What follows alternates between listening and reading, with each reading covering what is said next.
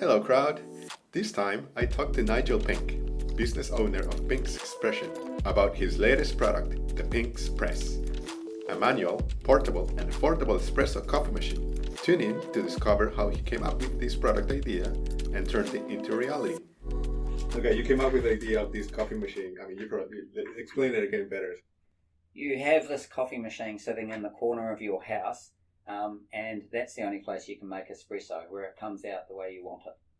So what was frustrating back sort of like 10 years ago when I started all this is, in order for you to make espresso anywhere else other than that little corner of your kitchen, meant packing that thing up and taking it on your holiday to Criteria or your batch or wherever you're going around off for the weekend to the beach because you wanted to make espresso and have that there.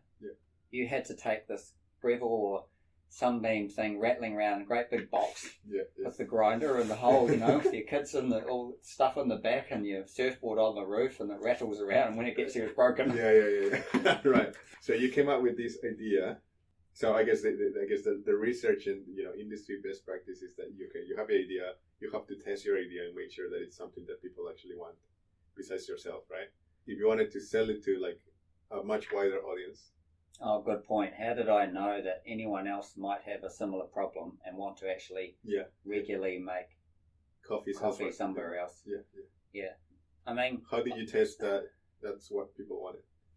Well, I firstly just noticed that, people were wanting espresso wherever they were a lot more than just what we started with, which was mocha pots and, French presses and stuff like that, which is what coffee was. All right, so you were... So everyone there are wanted people that already having... I see. That's a good everywhere, point. And it became part of their daily ritual of the love of a shot and taking their beans from all their local roasters around here in New Zealand and taking their little bit of paradise with them on holiday, and they know they get up in the morning and their day starts with their local roaster.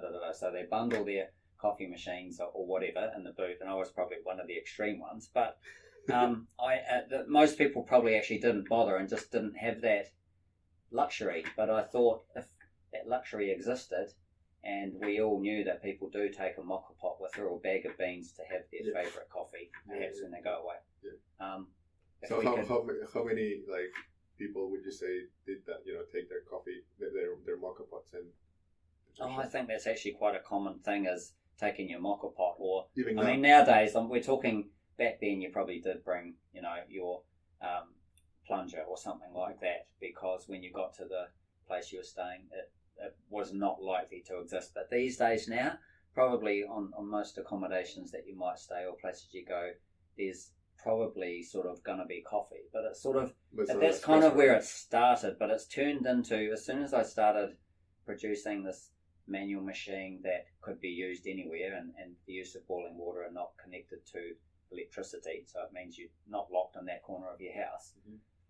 You realise there's actually other major benefits in terms of an experience of pulling the lever and creating your own coffee with your own grind and pulling the lever yourself, and all those things add up to, actually quite often I'd rather just use my manual machine because I know that the coffee's not lost. I'm not going to get missed shots out of a cheaper machine that has a pressurized portafilter and is no good with like a proper basket full of coffee under pressure.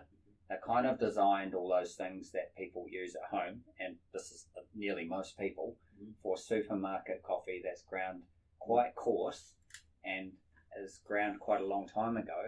And it's designed to produce something that looks like espresso with the use of what's called a pressurized portafilter, which is really a espresso filter basket. Really, just imagine it with one small hole in the middle at the end. So it goes through all of those little holes in the basket, and then they're all blocked, and it comes out of one hole, so it repressurizes, and therefore it works with older coffee that was ground ages ago. So as soon as you start getting a Pink's Press or something that's designed to work with a finer grind and a proper 58ml, professional basket where you have 20 grams of finely ground coffee and you get a nice thick shot and stuff. Once you start creating that manually, just as quick as you did with your semi-domestic machines like Sunbeams and Breville's and all those sort of things that people mainly use, you realise the coffee is better. You just go that way. You just end up saying, I'd rather make myself a professional espresso with a professional basket, and doesn't actually take much longer either. No, and you find yourself actually not going back to those things other than, if you want to do a great big latte or something like that. So there is that side of things with milk. But when you're away on holiday, it's not really an issue. You want the taste of your morning espresso. So would you say your user base is mainly, your niche would be people that want specialty coffee and are constantly traveling or, in remote spaces where they... I almost think that was a thing when I started back here, and when things like the Flare and the robot and everyone came to the scene. We've all got our own version of how this manual machine that you just quickly go to and get a decent espresso out of it, how it's going to be. They're all slightly different. And I think there was a couple of people earlier on and a couple of machines around that were purely like this thing of taking your coffee machine somewhere, but it really has turned into the other thing now of something that's way lower cost than anything else you can get that does the same job with a 58ml basket that's electric. So let's say we're talking about things like what we might call a rocket or an E61 group head machine that's sort of designed to have not a pressurized basket but a normal, when I say professional basket, a basket that any barista uses in a cafe. That gives you that nice thick espresso. That's what we call a 58ml professional basket. And all of those other alternatives to use that at home are thousands of dollars more than things like a Flare, Pink's Press, robot. And so the thing that people don't know out there is that you can actually get a better result with one of these things that are under $1,000 New Zealand dollars than paying $3,000 or something for a professional electric thing that you also can't carry around. They do these manual machines do the same shot, maybe better. You have more fun doing it, and they take up less space on your bench. They're actually just sit beside your jug. So most people at home, domestic people, partners, wives, husbands, whatever they be, are far more happy with a piece of art sitting there on the bench than a great big electric machine that takes all the bench where they should be preparing food, if you know what I mean. So I guess talking about aesthetics, how did you decide on having that form factor? The form factor, I think, really comes from making things as small as you can in a way where you end up with the same result that I'm talking about, of pressure that's not too physically hard to achieve, and heat that means that your shot is going to be on temperature, given that you're just doing this with the use of freshly boiled water, which obviously is always going to be more of a challenge than constantly applying heat with an electric element. So the design is a combination of all those factors put together to keep it as small as possible, keep the heat high, and we could talk about for quite some time about how that's achieved in terms of how Pink's Press does that, and that's really like just speed of pulling the shot after the hot water is inserted, so the shot is done before the water has time to cool down, and then that all combined towards a shape, and we just modified it, looked at it, and made it. It got then changed from the factory perspective to look even better, because he's got some very nice machines that are able to radius things and smooth radiuses together and really turn it into something that was just a little bit sort of functional to something very beautiful, with the application of nice radiuses and flowing machined lines, which aren't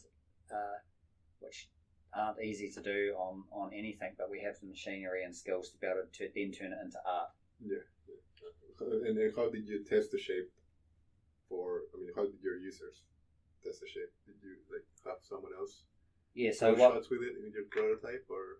So what we did is we have a bunch of people in our work community, all interested in espresso, that drink espresso every morning on a daily basis.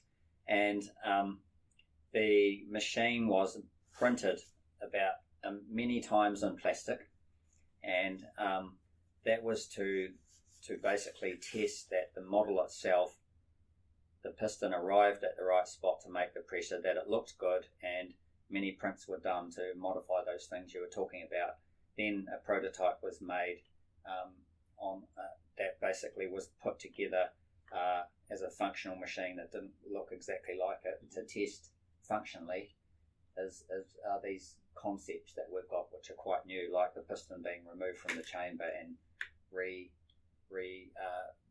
re-arriving at the chamber automatically by the lift of a lever, had to be tested. Was this a thing? Could it work? Was the seal up to it? Does the seal life work? And just over a period of testing and stuff, we just tuned and trimmed things and figured out, yes, it could be done. So you said your work colleagues tested the functionality and aesthetics, right? Were your work colleagues your user base? Yes, they are mainly a big part of the user base, but a run of machines was done, and this was always the plan, of 25 machines that were to be released to people who followed the Pink's business of coffee roasting. Like your beta testing.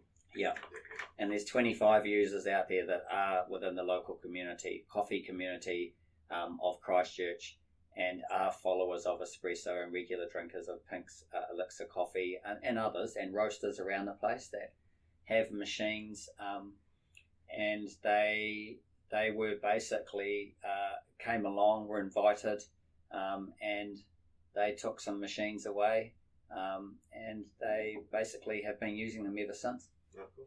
So what was their feedback? What did they say? That it's turned into their, sort of like I said, it really has turned into their thing on the bench that they are using more often than they thought, rather than their Saturday morning, I'm going to put a bit of effort in and make a manual espresso. It's turned into, I might make one nearly every morning. Yeah. And especially when some of your other electric machines may have a fault and stop working, which this happens a bit, like, I don't know, some electrics go wrong with that. That's always on the bench. It then just becomes your regular, everyday fast machine. So you have also done like internal testing and then user testing. So it has confirmed the shape and functionality, and kind of like it has confirmed your thesis that it's also useful for a benchtop coffee machine. Yes, I mean it sort of has developed that way. Yeah. It sort of has always been an intention. Yeah. But not totally primary. The primary thing was, let's have something you can move around that makes a good espresso. But the fact that it's so much cheaper, and affordability of these things to make a really good high quality espresso now is not there. It's like a high end thing. This is more something for everyone, and a lot of people have just think, right, I'm just going to use the Pink Express, and it's making a better coffee as good as I need every morning, and it still just goes. Yeah. So what I'm hearing is high quality manufacturing, design, aesthetics, lower price point, excellent quality coffee, portable. What else would you add there? I would add locally manufactured and work and supporting some New Zealand businesses, and actually hoping in the long run to help New Zealand's coffee scene gain a bit of notoriety for just the organic side of coffee, creating our own machines within New Zealand, producing them, including producers like the wooden box that comes from Central Otago, and there's some local businesses inside this machine that people would not expect. Yeah. That's just really nice. Yeah. And I have a little bit of insider knowledge, because you did consider like manufacturing abroad, but then you also decided to stick with the local manufacturer, right? Yes. Yeah. manufacturing overseas, we found the reality is you really need to be producing a massive a unit amount of thousands rather than hundreds at this stage, and going straight to thousands would mean the quality would be compromised. You would really want to be over in these countries with the manufacturing on site, and this machine is actually quite a precise machine that needs to be right, and we want every machine to be right. So the small batch theory of running batches at the moment and making sure they're exactly right and following our users within New Zealand slowly will build up to a bigger run sizes within New Zealand. And since our local manufacturer is working with us to keep these prices low in these initial runs, we'll stick with that strategy, because quality is everything and local manufacturing is everything in this new world. Why not? It just adds another joy to life. Yeah, that's it. Yeah.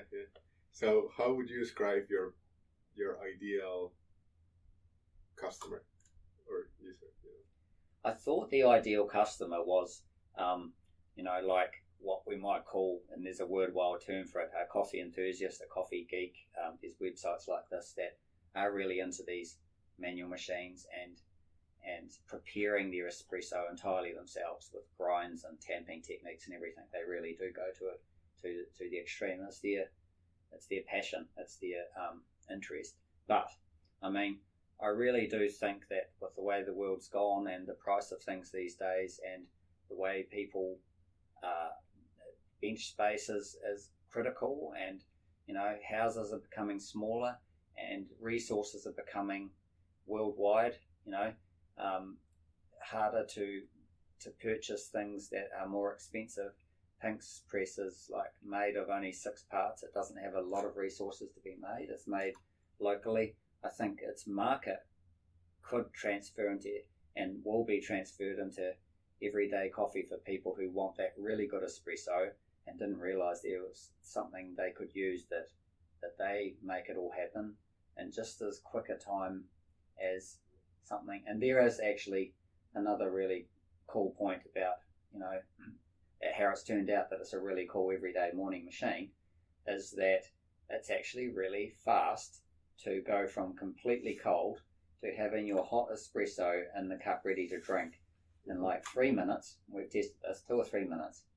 But everyone will know or has battled with the electric versions that you've got to turn on, and you really do need to wait for 15-20 minutes until that green light comes on, until the thermal block or however it's heated is hot enough to give you an espresso. Like we were talking about temperature before, that's hot enough, and often they're not, and you turn it on and get your first espresso out after 15 minutes and it's light brown and not tasty, and you're annoyed because you've just wasted that very precious coffee that's expensive these days for your half cold, not well extracted coffee that took you 20 minutes to wait.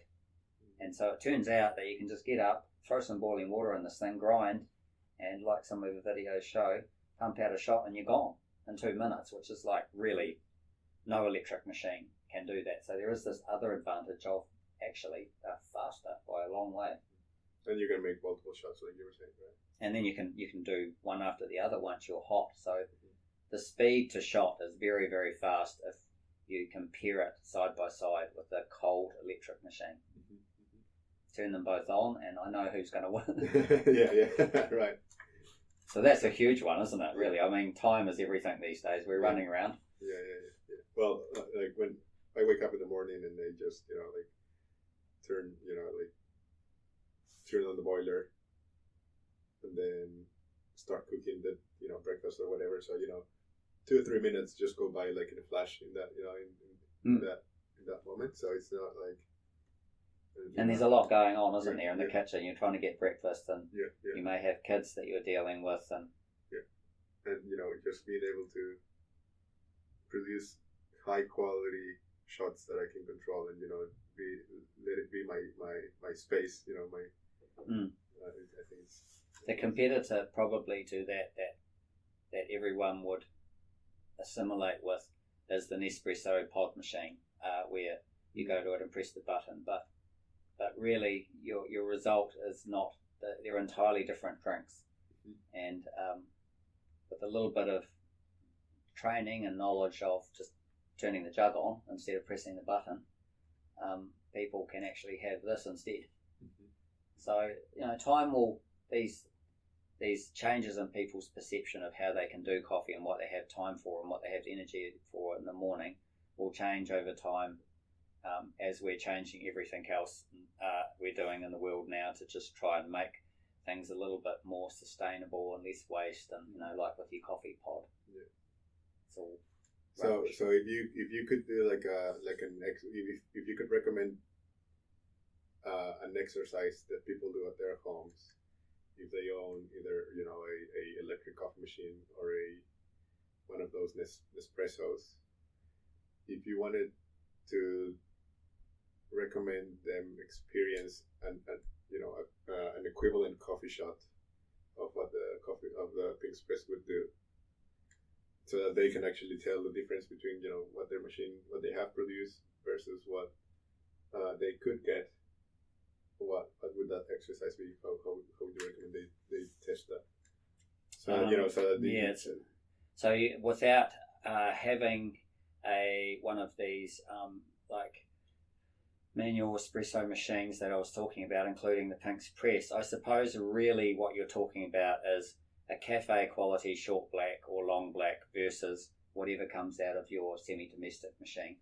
Just sit them side by side, and that would be the difference. I mean, we all do know that that you can't compare apples with oranges, so therefore you'd have to use the same coffee, right? Because like one's a supermarket ground bag of mass roasted coffee that you use at home, and one's at a cafe where it's locally roasted. So it's actually a little bit of an unfair test, but you just got to try and imagine yourself being able to now get your local roast, and because now you're not restricted. There's another big subject you've just touched on here, is that with a professional like manual espresso machine now with a 58ml basket and a good grinder, you now can make really good espresso every time with anybody's fresh roasted product from a roastery. So now you're having way better coffee anyway, whereas with some of these machines that you may have that you've got at home that are semi-domestic, that have a pressurized portafilter, which is 90% of them until we go up into the proper espresso high level range, they cannot take too fine a grind and fresh roasted coffee, because all of that pressure has to exit out of one hole.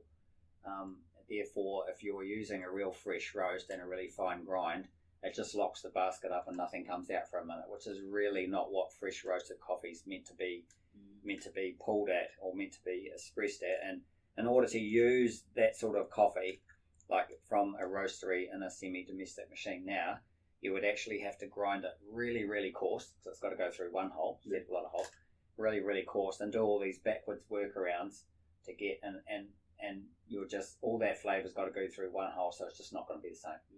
You're just not going to get the same amount of extractives and crema, and not be able to get the shot to flow out in 25 seconds to completely extract everything in that basket through one hole than you would hundreds of holes. Yeah. So it's really, really, in order to get a drinkable coffee that flows, you really are kind of restricted to supermarket, older, more coarsely ground coffee, which they're exactly designed for. They're designed for that. They're hand in hand.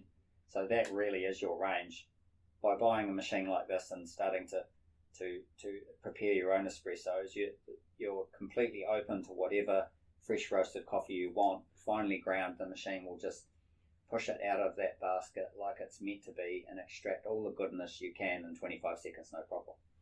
So there is actually a massive difference. Yeah. So you're doing a limited run right now?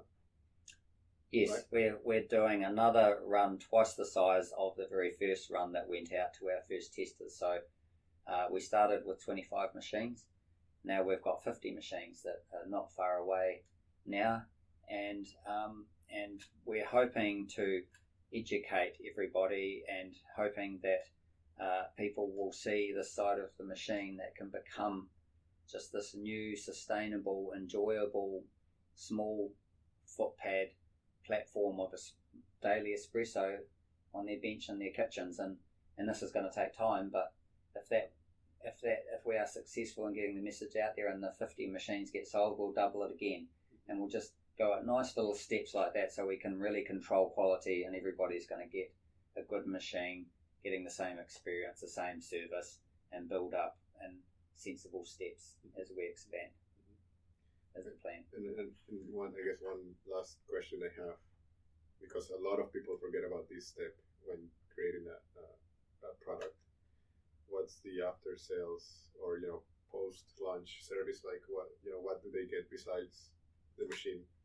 That's where it really is different to buying something from a store, is that you get us, right, Bowen? So we can answer your questions directly from the website through the chat bot. As soon as you email us, we have a full range of spares, a full range of group seals. Everything's been tested, everything's got spares, and we're here. So, like any problem really should be solved within a couple of days, and whatever time frame the postage is, because we're espresso people, and that's what we do, as opposed to a big shop that not only sell espresso machines, but they sell fridges and everything, and you're actually just a little bit annoying to them. We want you to be making really good espresso the next day, and your problem would irritate us just as much as you. Right. So it's like we just really want people out there to be enjoying the experience 100%. Otherwise, we're not happy either. So,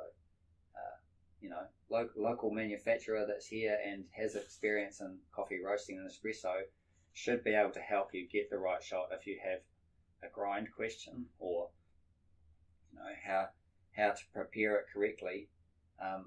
We've got enough credibility and knowledge and coffee being drunk here to figure out what the small problem might be. Well, as we talked along, we actually discovered areas and topics that lead into each other, right? Yeah. That all interlink with machinery, making espresso, where it's all come from, the history, what we're trying to achieve, where we're going, and how that links into what everyone's doing at home. We're just on the road now to getting it out there and all enjoying it together. Mm-hmm. How are you planning on launching it?